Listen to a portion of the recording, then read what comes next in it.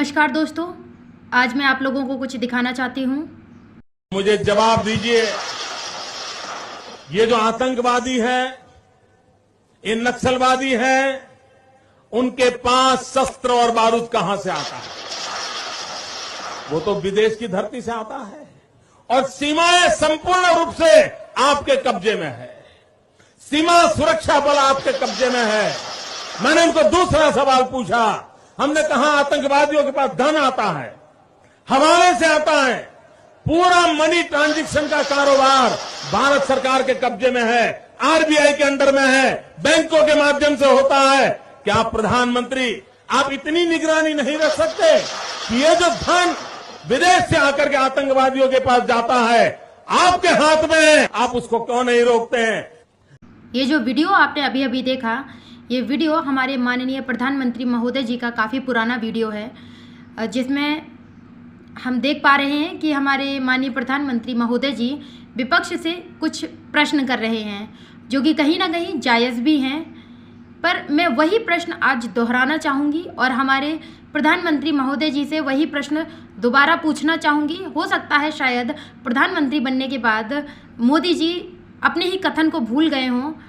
तो जो हमने अभी वीडियो में देखा कि प्रधानमंत्री महोदय जी विपक्ष से पूछ रहे हैं कि ये जो आतंकवादी हैं, ये जो नक्सलवादी हैं, इनको शस्त्र, गोला बारूद ये कहाँ से मुहैया होता है? ये आता तो विदेशी धरती से ही है। तो उनका ही ये प्रश्न है कि जब सीमाएं आपके कब्जे में हैं, सुरक्षा बल आपके कब्जे में है, तो फिर ये हादसा कैसे हो गया देश में?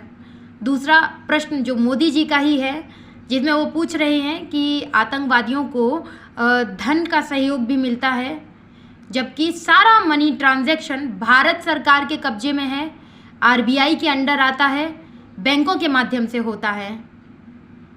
मेरा सवाल भी सेम यही है भाजपा सरकार से।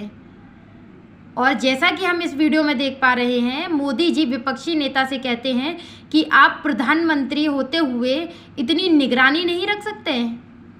मैं यही कहूँगी कि कम से कम विपक्ष ने कभी ये क्लेम तो नहीं किया कि हम इस देश के प्रधानमंत्री नहीं, हम इस देश के चौकीदार हैं। पर आप तो ये क्लेम करते हैं। आपने तो ये कहा था कि हम दिल्ली में प्रधानमंत्री बनकर नहीं बैठेंगे, इस देश के चौकीदार बनकर बैठेंगे।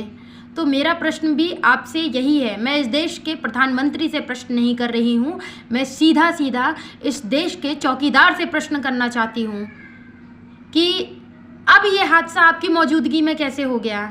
अब तो हमारे देश में एक 56 इंच के सीने वाले चौकीदार भी मौजूद थे।